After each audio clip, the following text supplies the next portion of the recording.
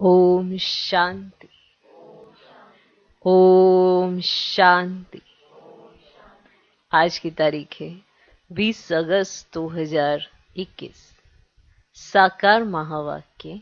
बाबा कहते, मीठे बच्चे, बाप के राइट हैंड बनना है तो हर बात में राइटियस बनो। बाप के राइट हैंड बनना है तो हर बात में राइटियस बनो। सदा श्रेष्ठ कर्म करो। सदा श्रेष्ठ कर्म करो। राइट हैंड बनना है तो हर बात में राइटियस बनो। माना आप सही होने चाहिए हर बात में। वो तभी होता है जब आप श्रेष्ठ कर्मों की तरफ ध्यान देंगे। व्यर्थ अगर चलता ही रहेगा तो श्रेष्ठ कर्म नहीं हो सकते, और अगर व्यर्थ को साथ रखोगे तो व्यर्थ में ही जाएगा सब कुछ। और बनना क्या है? Right hand. तो राइट हैंड से हमेशा श्रेष्ठ कर्म किए जाते हैं। कोई भी शुभ कार्य किया जाता है तो कहते हैं राइट हैंड से। तो हर बात में आपको राइटियस बनना पड़ेगा। हर बात में आपके हर कर्म राइट होने चाहिए, क्योंकि हर कर्म पर आपको श्रीमत मिली हुई है कि आपको क्या करना है, क्या नहीं करना है। ऐसा नहीं आपको पता नहीं है, आपको सब पता है। अब वो करना है या नहीं करना है ये आपके हाथ में है। पता नहीं है ऐसा नहीं है, पता है। अब जब पता होता है फिर भी वो नहीं करते तो उसका बोझा चढ़ता है। उसका बोझ आत्मा पर रहता है, जिससे वो खुशी की अनुभूति नहीं कर पाती, जिससे उसे लगता ही नहीं है कि मैं बाप का राइट हैंड। हर आत्मा अपने कर्मों से ही सिद्ध करती है कि मैं कौन सा हैंड हूं, लेफ्ट हैंड, राइट हैंड, क्या हूं। वो अपने कर्मों से ही तो बताएगी। तो अगर बाप के राइट हैंड बनना है तो हर बात में राइटियस बनो। सही होने चाहिए हर बात में। मालूम है ना, हर सिचुएशन में हमें कैसा होना चाहिए, क्या हमें करना चाहिए, क्या हमें नहीं करना चाहिए। कोई है ऐसा जिसे ना पता हो? है कोई कर्म ऐसा जिस पे आपको श्रीमत ना मिली हो? है कोई बात ऐसी जिस पे ये ना पता हो कि ये हमें करना चाहिए था या नहीं करना चाहिए था? है कुछ बचा है ऐसा? तो हमें हर बात में राइटियस बनना होगा, और जो श्रेष्ठ मत मिली है उसके आधार से श्रेष्ठ कर्म करने होंगे। तो सदा श्रेष्ठ कर्म करो। सदा। कौन क्या करता है क्या नहीं करता ये आपका जानने का है ही नहीं। आपको देखना है कि मैंने क्या किया, क्या मैंने श्रेष्ठ कर्म किए। दूसरा नहीं कर रहा इसकी बड़ी चिंता है, स्वयं की चिंता ही नहीं। क्या मैंने किए, क्या मैंने श्रेष्ठ कर्म किया, क्या मेरे बोल, ये मेरी मनसा या मेरा कर्मना सब श्रीमत पर मान है। तो जरूर चेक करें। अगर बाप के राइट हैंड बनना है तो हर बात में राइटियस बनो, सदा श्रेष्ठ कर्म करो।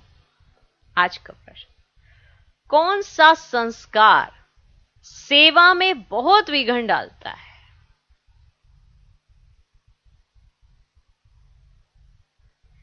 कौन सा संस्कार सेवा में बहुत विघन डालता है? कौन सा संस्कार? सेवा तो सभी करते हैं, सभी करते हैं ना सेवा, पर वो कौन सा संस्कार है जो सेवा में बहुत विघन डालता है?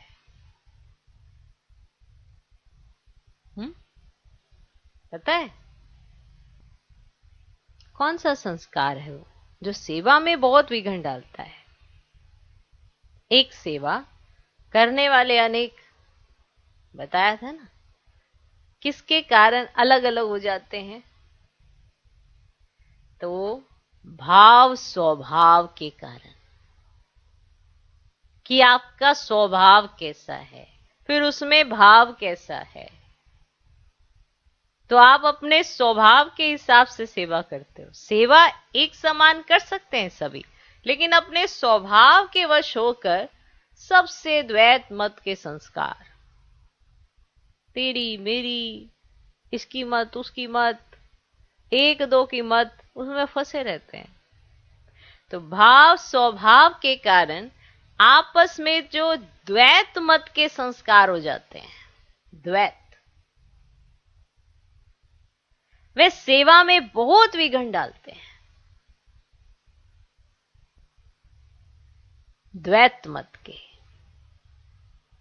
आप कुछ कर रहे हो, किसी ने कुछ बीच में कोई राय सलाह दी, फिर कोई तीसरे ने उस पे और कमेंट किया, फिर चौथे ने उसके ऊपर और कोई बात करी, बस हो गया काम। चार लोग इकट्ठे हो गए, खिलखिला के हंसने लगे, पांचवें को दोषी बना दिया, बस हो गया काम। हाके लगा के फिर कल को आप भी उसी स्टेज पे होंगे। आज आप किसी और को ऐसे करके कर रहे हैं, तो कल आप होंगे उस स्टेज पर। दो मतें एक जैसी हो गई, श्रीमत तो साइड में है, तो बस फिर दो मतें एक जैसी, तो फिर आक्रमण, सब यही हिसाब किताब, सब यही हो रहा है। तो भाव स्वभाव के कारण आपस में जो द्वैत मत के संस्कार हो जाते हैं, वे सेवा में बहुत विघ्न डालते हैं। दो मतों से बहुत नुकसान होता है, क्योंकि श्रीमत तो है नहीं बीच में, दो मतें हैं। ये कह रहा है, ये कह रहा है, वो कह रहा है, वो ये कह रहा है। दो मतों से बहुत नुकसान होता है।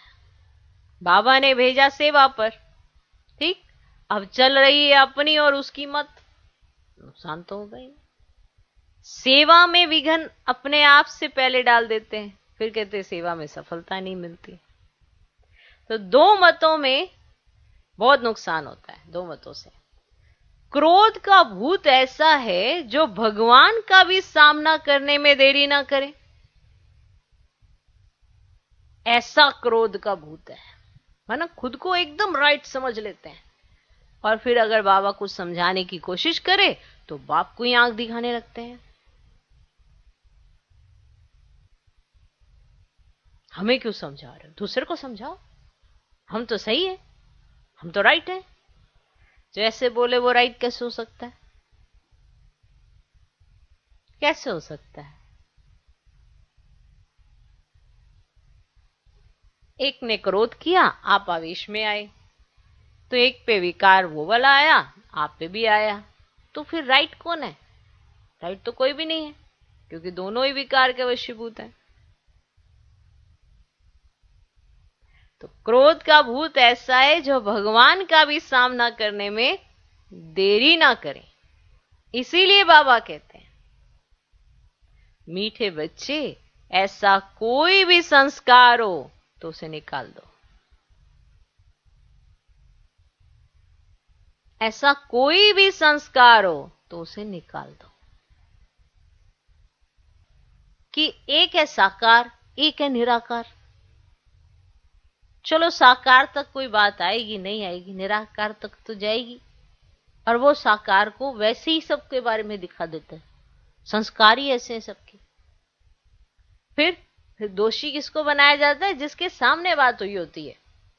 अब जिसके सामने बात हुई होती है उसको दोषी बनाया जा रहा है, पर जो समझानी मिली उसका कुछ परसेंट भी उसके अंदर नहीं जाता है, क्योंकि वो तो बस यही सोच रहा है ये बात पहुंची क्यों। वो ये नहीं सोच रहा है कि मेरी भूल क्या, जिस पे मुझे समझानी मिली है, जिससे मुझे अपने संस्कार को बदलना चाहिए। सालों साल गुजर जाते हैं, एक ही ऐसे संस्कार से वो बाहर नहीं निकल पाता। कारण, क्योंकि उसने रावण को पक्का कह दिया है क्या, कि मैं तेरा साथ नहीं छोड़ूंगा, चाहे भगवान ही मेरे सामने क्यों ना जाए, और भगवान मुझे लाख समझाए मैं फिर भी नहीं बदलूंगा, मैं तेरा साथ नहीं छोड़ूंगा।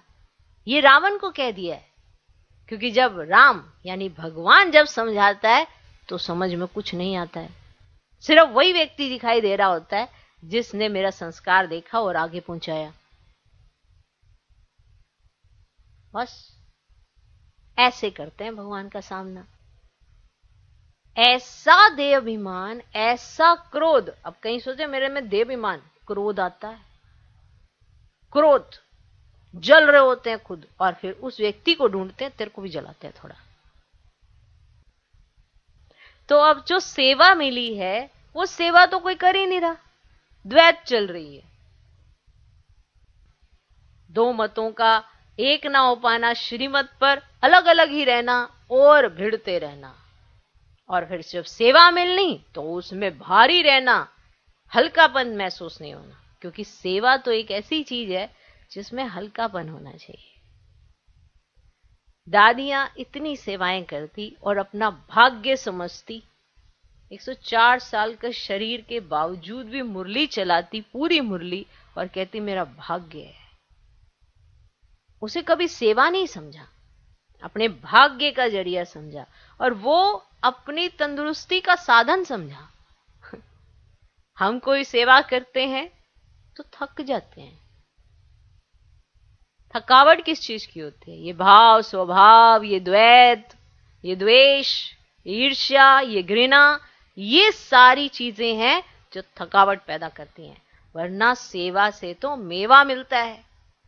ऐसे ही थोड़ा पूरी दुनिया पागल हुई है सेवा के पीछे। अगर वो सेवा से थकती तो कौन आत्मा वो सेवा करती? कोई भी ना करती। सेवा मेवा दिलाती है, वर्तमान में भी और भविष्य में भी। इसीलिए सब सेवा की तरफ भागते हैं, इसीलिए सब सेवा करना पसंद करते हैं, क्योंकि सेवा तंदुरुस्ती देती है। इसीलिए किसी का सिर दर्द, पेट दर्द, कुछ भी दर्द होता था तो बाबा क्या कहते थे? जाओ सेवा करो, रोटी बनाओ, चपाती बनाओ, अनाज साफ करो।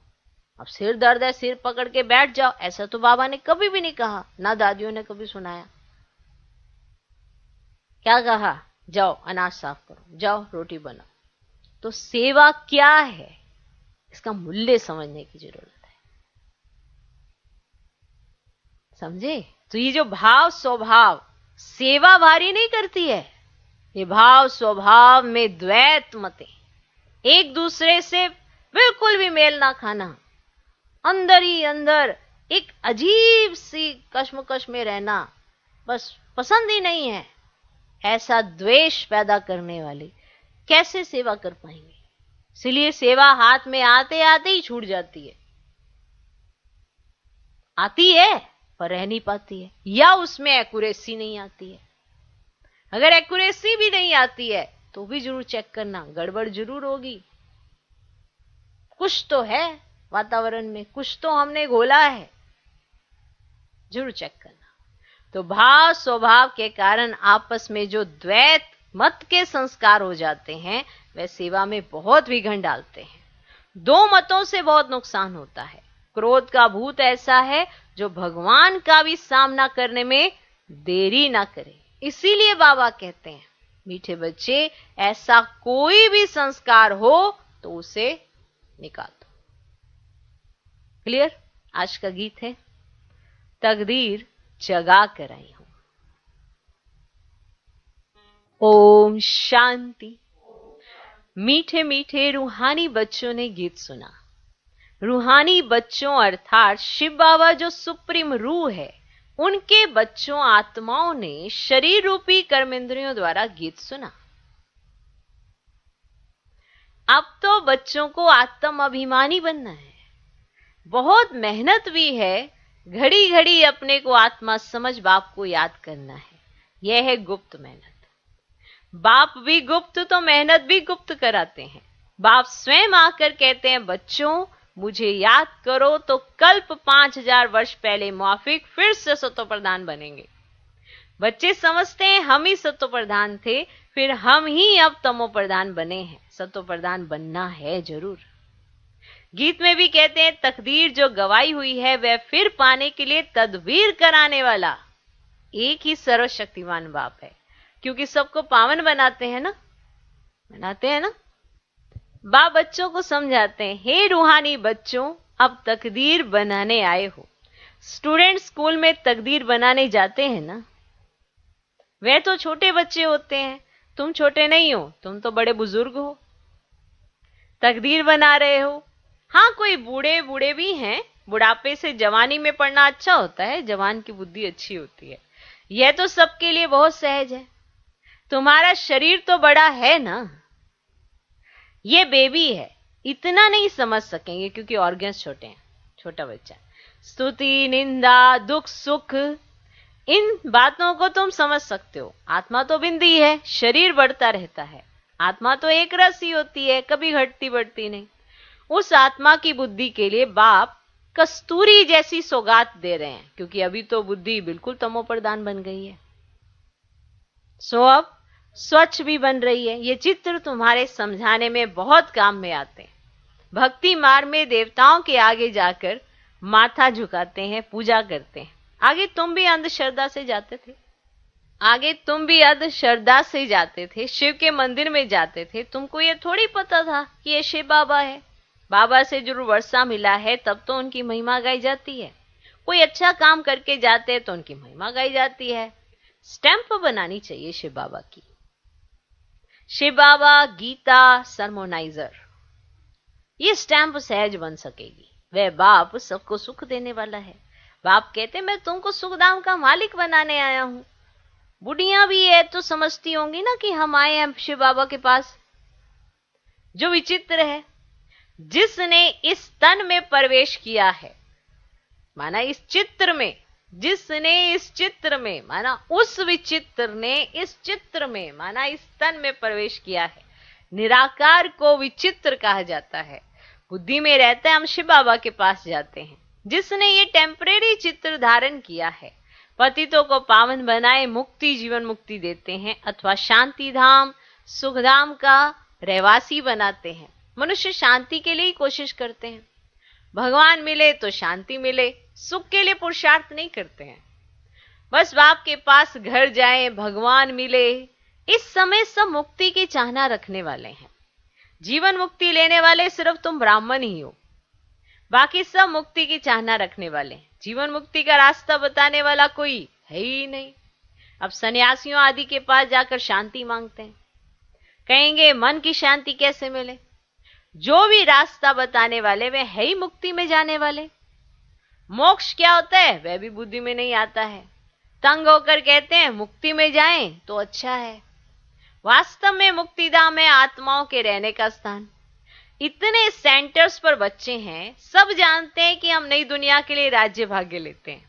जानते हैं ना, जानते हैं ना, बाबा हमको नई दुनिया का राज्य देते हैं। कहां देंगे? नई दुनिया में देंगे, वो पुरानी दुनिया में देंगे। बाप कहते हैं मैं संगम पर आता हूं। मैं ना सतयुग में ना कलयुग में आता हूं, दोनों के बीच में आता हूं। बाप तो सबको सदगति देंगे ना, देंगे ना, देंगे ना। ऐसे तो नहीं दुर्गति में छोड़ देंगे, ऐसे तो नहीं दुर्गति में छोड़ जाएंगे। सदगति और दुर्गति इकट्ठे नहीं रह सकते। बच्चे जानते हैं पुरानी दुनिया विनाश होनी है, इसलिए इनसे प्यार नहीं रखना है। बुद्धि कहती है बरोबर अभी हम संगम युग पर हैं, ये दुनिया बदलने वाली है। अब बाप आया हुआ है। बाप कहते हैं मैं कल्प कल्प संगम पर आता हूं, आता हूं, आता हूं। मिल रहे हैं आपको? देखा है आपने? आते हैं। तुमको दुख से छुड़ाए हरि के द्वार ले जाता हूं, ये ज्ञान की बात है। हरि द्वार, कृष्ण का द्वार, अर्थात कृष्णपुरी को कहा जाता है। अच्छा, उनके पीछे फिर लक्ष्मण झूला लगा दिया है। पहले हरिद्वार आएगा, सत्युग को हरिद्वार कहा जाता है। फिर लक्ष्मण, राम लक्ष्मण आदि दिखाते हैं। वह बात कोई है ही नहीं, वह तो बनाई हुई बात है। राम को कितने भाई दे दिए हैं? 4 भाई तो होते ही नहीं। 4 8 भाई तो यहां होते हैं। एक तरफ है ईश्वरीय संतान, दूसरी तरफ है आसुरी संतान। अभी तुम जानते हो शिव बाबा ब्रह्मा तन में आए हैं। अब शिव बाबा है, ब्रह्मा है दादा, प्रजापिता है, वह आत्माओं का पिता तो अनादि है। इस समय ब्राह्मणों को रचते हैं, ऐसे नहीं कि शिव बाबा सालिग्रामों को रचते हैं, नहीं, सालिग्राम तो अविनाशी है ही है, सिर्फ बाप आकर पवित्र बनाते हैं। जब तक आत्मा पवित्र नहीं बनी है तब तक शरीर कैसे पवित्र बन सकता?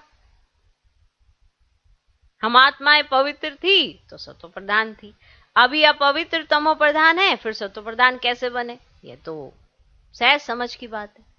तुम इस समय खाद पड़ने से पतित तमो प्रधान हो गए हो, अब फिर सतो प्रधान बनना है। हिसाब किताब चुकतू कर सब शांति धाम व सुखधाम में आएंगे। आत्माएं निराकारी घर से कैसे आती हैं उसकी यादगार भी क्रिश्चियन लोग झाड़ में बल्ब आदि लगाते हैं, है ना, वो झाड़ बनाते हैं ना क्रिसमस ट्री, उसके अंदर वो बल्ब लगाकर मनाते हैं। तुम जानते हो ये सभी धर्मों की अलग अलग शाखाएं हैं। वहां से आत्माएं कैसे नंबरवार नीचे उतरती हैं, ये नॉलेज तुमको मिल गई है। हम आत्माओं का घर शांति धाम है, अभी है संगम, वहां से सब आत्माएं आ जाएंगी, फिर सब जाएंगे, परले तो होने की नहीं है। तुम जानते हो हम बाबा से तकदीर बनाने फिर से स्वराज्य लेने आए हैं। ये कोई सिर्फ कहने मात्र नहीं है, याद से वर्षा मिलेगा। बाप कहते हैं देह सहित जो भी देह के मित्र संबंधी आदि हैं सबको भूल जाओ। चित्र और विचित्र है ना, विचित्र उनको कहा जाता है जिनको देखा नहीं जाता है। ये बहुत महीन बातें हैं। आत्मा कितनी छोटी है, उनको घड़ी घड़ी पाठ बजाना पड़ता है, और किसकी बुद्धि में ऐसी बातें हैं ही नहीं। पहले पहले तो ये बुद्धि में बिठाना है कि हम आत्मा है, वह हमारा बाप है, उनको ही पतित पावन हे भगवान के याद करते हैं, दूसरी कोई जगह जाने की दरकार ही नहीं है। तो याद भी एक को करना चाहिए ना। अब भगवान को याद करते हैं तो जरूर उससे कुछ मिलने का होगा, फिर दर दर धक्के क्यों खाते हो? भगवान को तो परम धाम से आना पड़ेगा ना, हम तो जा नहीं सकते क्योंकि पतित है। अब पतित वहां जा ना सके, अभी तुम वंडर खाते हो। भक्ति मार्ग का पाठ कैसे वंडरफुल है।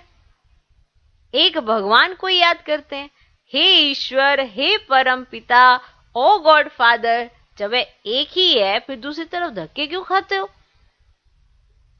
वे एक ऊपर में रहते हैं, परंतु यह सब नूंद है। ड्रामा अनुसार भक्ति करते हैं बेहद बेसमझी से। अभी तुम फिर बेहद समझदार बने, है ना। श्रीमत पर चलने वाले ही समझदार बनते हैं, वे फिर छिपे नहीं रह सकते। जो श्रीमत पर चलते हैं समझदार बनते हैं, वे फिर छिपे नहीं रह सकते। वे सदैव श्रेष्ठाचारी काम ही करेंगे, वे सदैव श्रेष्ठाचारी काम ही करेंगे। बाप कहते हैं हम दुख हरता सुख करता है, तो बच्चों को भी कितना मीठा बनना चाहिए। अगर हम दुख हरता सुख करता है तो मेरे बच्चों को भी कितना कितना मीठा बनना चाहिए, बाप का राइट हैंड बनना चाहिए। ऐसे बच्चे ही बाप को प्रिय लगते हैं। राइट हैंड है ना, तुमको मालूम है लेफ्ट हैंड से इतना काम नहीं कर सकते हैं, क्योंकि राइट हैंड राइटियस काम करते हैं। इसीलिए इस राइट हाथ को ही शुभ काम में लगाते हैं। पूजा हमेशा राइट हैंड से करते हैं। बाप कहते हैं हर बात में राइटियस बनो, हर बात में राइटियस बनो। बाप मिला है तो खुशी होनी चाहिए। बाप कहते हैं मामिकम याद करो तो अंतमति सुगति हो जाएगी। मत और गत व गति करने की मत एक ही है। मत और गत व गति करने की मत एक ही है। गाया भी जाता है ईश्वर की गत मत ईश्वर ही जाने। पतित पावन वही है, वे जानते हैं मैं मनुष्य को पावन बनाए दुर्गति से सदगति में कैसे ले जाऊंगा। भक्ति मार्ग में कितनी मेहनत करते हैं परंतु सदगति होती नहीं, फल कुछ भी मिलता नहीं। सदगति देने वाला तो एक ही बाप है। भक्ति में जो जिस भावना से पूजा करते हैं उनको वह फल देने वाला मैं ही हूं। वह भी ड्रामा में नूंद है, उनको आप ही मिल जाता है अपने पुरुषार्थ से। अब पवित्र भी अपने पुरुषार्थ से बच्चों को बनना है।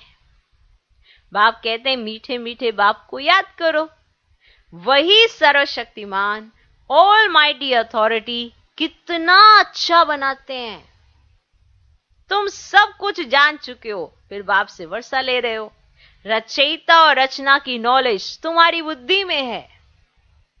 तुम जानते हो ये नॉलेज हमारे में नहीं थी, जानते हो ये बात।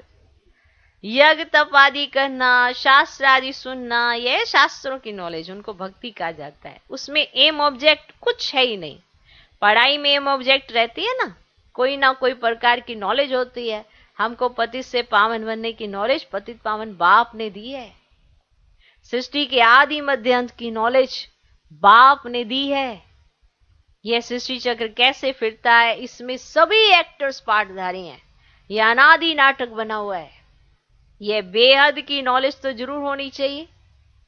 तुम बच्चे जानते हो अभी हम घोर अंधियारे से निकल घोर सोजरे में जा रहे हैं। तुम अभी देवता बन रहे हो। यह भी समझाना है कि आदि सनातन तो देवी देवता धर्म है, जिसे हिंदू धर्म कह दिया है। धीरे धीरे यह बात भी समझ जाएंगे। बच्चों को खड़ा होना चाहिए। इसमें तो ढेर बच्चे चाहिए। दिल्ली में कॉन्फ्रेंस करनी पड़े, परिस्तान भी दिल्ली को कहा जाता है ना। यही यमुना का कंठा था, दिल्ली परिस्तान थी, माना दिल्ली कैपिटल है। बहुतों के हाथ आई है, बहुतों के हाथ आई है। देवताओं की कैपिटल भी यह थी। दिल्ली में बहुत बड़ी कॉन्फ्रेंस होनी चाहिए, परंतु माया ऐसी है जो करने नहीं देती। क्योंकि ये माया बाहर कहीं नहीं है, अंदर की माया है जो करने ही नहीं देती। सेवा में वो उमंग उत्साह ही नहीं आता, आपस में ही भाव स्वभाव में टक्कर खाते रहते हैं। तो माया ऐसी है जो करने नहीं देती, विघ्न बहुत डालती है। आजकल भाव स्वभाव भी बहुत हो गए हैं ना। बच्चों को आपस में मिलकर सर्विस में लगना है। वे लोग भी आपस में मिलते हैं जो अच्छा कार्य करते हैं, और जो आपस में नहीं मिलते हैं तो राजाई उड़ जाती है, दो पार्टी हो जाती है। तो प्रेसिडेंट को भी उड़ा देते हैं। समझा? वे लोग भी आपस में नहीं मिलते हैं तो राजाई उड़ जाती है। अगर राजाई करनी है उन्होंने, अगर पार्टी बनानी है तो भी संगठन चाहिए ना। दो पार्टी हो जाती है तो प्रेसिडेंट को भी उड़ा देते हैं। द्वैत मत बड़ा नुकसान करती है। फिर भगवान का भी सामना करने में देरी नहीं करते हैं, नुकसान भी बहुत पाते हैं। क्रोध का भूत आ जाता है तो फिर बात मत पूछो। इसीलिए बाबा कहते हैं गुड़ जाने गुड़ की कोथरी जाने कि क्या क्या होता है। सभी बच्चों को नहीं पता होता, इसलिए बाबा कहते हैं गुड़ जाने गुड़ की कोथरी जाने। बाप बच्चों को सृष्टि के आदि मध्य अंत का नॉलेज सुना रहे हैं। अब कोई धारणा करे व ना करे, ये वह है पुरुषार्थ परमदार। देखो बाबा तो एक रस होके समझा रहे हैं, ये बच्चे ही एक रस अवस्था में नहीं रहते। बाबा तो एक रस होके समझा रहे हैं, जैसे पहले समझाते थे वैसे आज भी समझाते हैं। बाकी ये सब के अपने पुरुषार्थ परमदार। ऐसे नहीं कोई पर बाबा आशीर्वाद व कृपा करेंगे। इसमें कृपा आदि मांगने की बात नहीं। प्रेरणा से अगर योग और ज्ञान सिखलाना होता फिर तो बाप कहते मैं इस गंदी दुनिया में आता ही क्यों।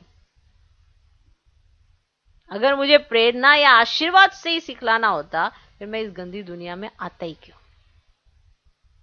प्रेरणा आशीर्वाद ये सब भक्ति मार्ग के अक्षर हैं। इसमें पुरुषार्थ करना होता है, प्रेरणा की बात नहीं। तुमको 3 इंजन मिली है इकट्ठी, 3 इंजन मिली है इकट्ठी। माना एक बाप टीचर सतगुरु तीनों के माध्यम से आपको आगे बढ़ाने के लिए कितनी युक्तियां बाबा बताते रहते। तुमको 3 इंजन मिली है इकट्ठी। यहां तो बाप अलग टीचर अलग मिलता है, गुरु पिछाड़ी में मिलता है। यहां तो ये तीनों इकट्ठे हैं। बाप कहते मैं तुमको पूज्य बनाता हूं, तुम फिर पुजारी बन जाएंगे। बड़ा युक्ति से समझाना है, ऐसा ना हो कोई बेहोश हो जाए। पहले पहले मुख्य दो बाप की बात। भगवान बाप है, उनका जन्म शिव जयंती भी यहां मनाते हैं, जरूर स्वर्ग के मालिक बनाते होंगे। भारत में ही स्वर्ग था, अभी नर्क के विनाश लिए महाभारत लड़ाई खड़ी है। जरूर बाप नई दुनिया की स्थापना कराने वाला भी है। बाप की श्रीमत पर ही हम कहते हैं कि भारत को हम पावन बना कर ही छोड़ेंगे। अच्छा, मीठे मीठे सिकिलदे बच्चों प्रति माता पिता बाप दादा का याद प्यार और गुड मॉर्निंग। रूहानी बाप की रूहानी बच्चों को नमस्ते। हम रूहानी बच्चों की भी रूहानी बाप को नमस्ते नमस्ते नमस्ते। Good morning good morning good morning. धारणा के लिए मुख्य सार पहला पॉइंट, जैसे बाप दुख हरता सुख करता है, ऐसे बाप समान बनना है।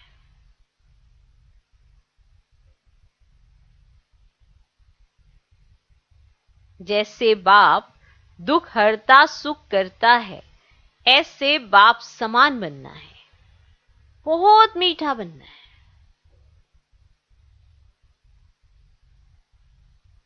बहुत मीठा बनना है।